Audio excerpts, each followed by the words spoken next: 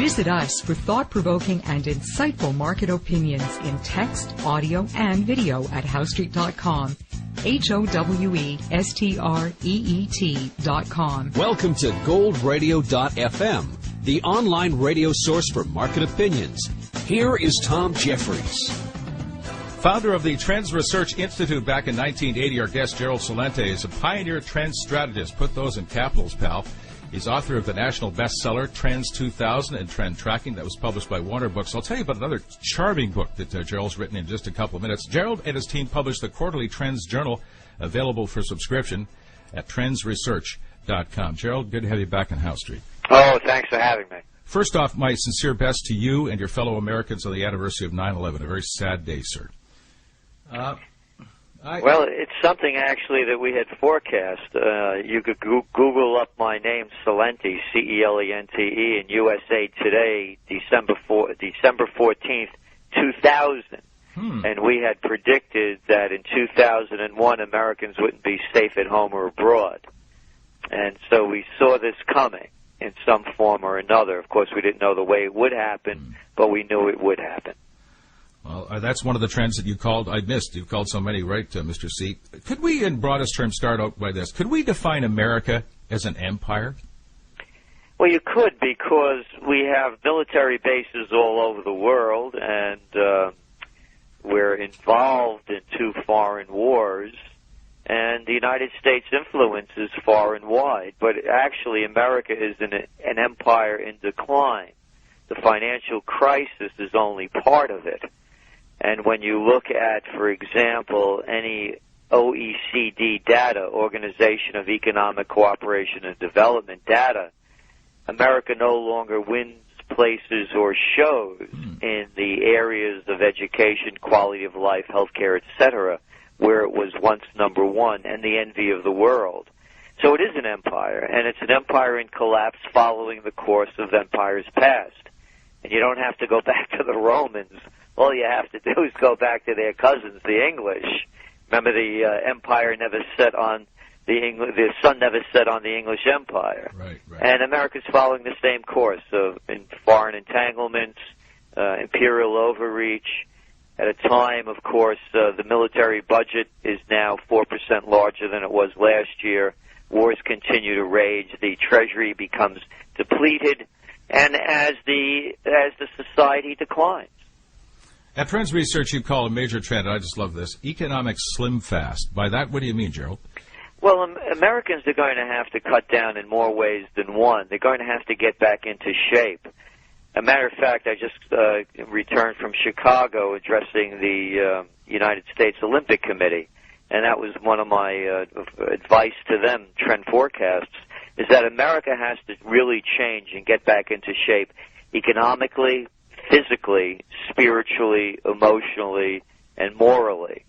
And the Olympic Committee, the Olympic team, the Olympic brand is one that is less tarnished than virtually any brand out there. And they could lead such a movement, particularly in the physical field. Americans are the most obese people in the world. They take more prescription drugs than anyone per capita. They take more antidepressants than anyone per capita in the world. So America has to really get on a diet in many different ways, cutting back, moving toward whole health healing, and really reestablishing what made America great. And this isn't rhetoric. Again, only looking at data. America was the most egalitarian nation on earth. When we didn't put Wall Street first, we had Main Street, a very strong one. We didn't have Walmarts. We had mom-and-pop shops. People weren't clerks. They were shopkeepers. And we didn't have factory farms. We had family farms. When you looked at that model, again, we were the most egalitarian nation on earth. Now, the gap between the rich and the poor is the widest in the United States than any of the industrialized nations. Well, Gerald, guess what we're seeing sprouting up all over Vancouver? You've talked about this as one of your major trends. City garden plots. Is this a trend worth watching? It certainly is. And again, as you mentioned, we did write about it in the recent Trends Journal. But even longer ago, in my book Trends 2000, which came out in 1997, edible landscaping, we called it. And you're going to see more and more of it. people are going to have to the people are going to be forced into becoming more self-sustaining. The money's not there anymore. Look at the unemployment numbers.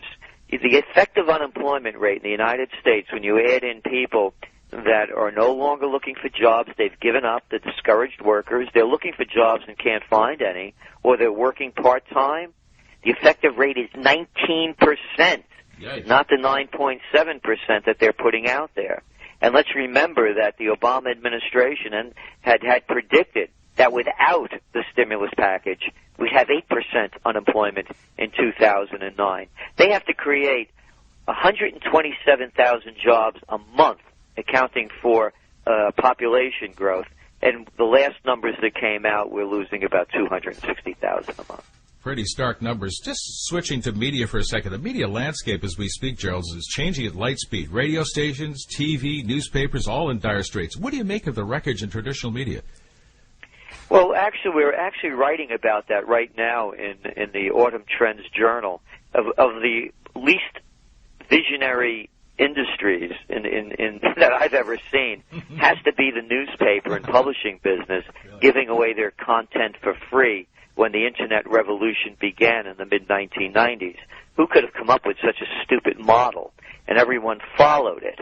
And as you well know and mentioned, we're seeing a consolidation in all media. And it also happened because of the major buyouts and leveraged buyouts that and mergers and acquisitions that happened, where major companies took up too much of they gobbled up too much. They became too greedy. Programming became homogeneous, and it lacked creativity.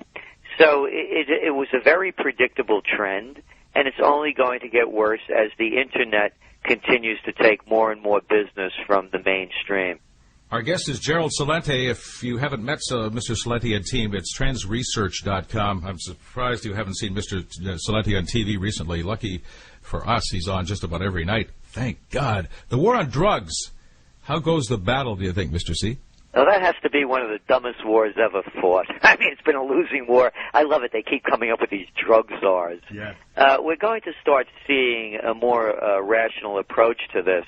And let's understand, of course, that a lot of the regulations that had been put into place, the anti-drug legislation, came about actually during the Great Depression. They blamed a lot of the troubles going on the Mexicans, the cheap labor coming into the country, and blamed their habits in marijuana, et cetera, for the increases in crime.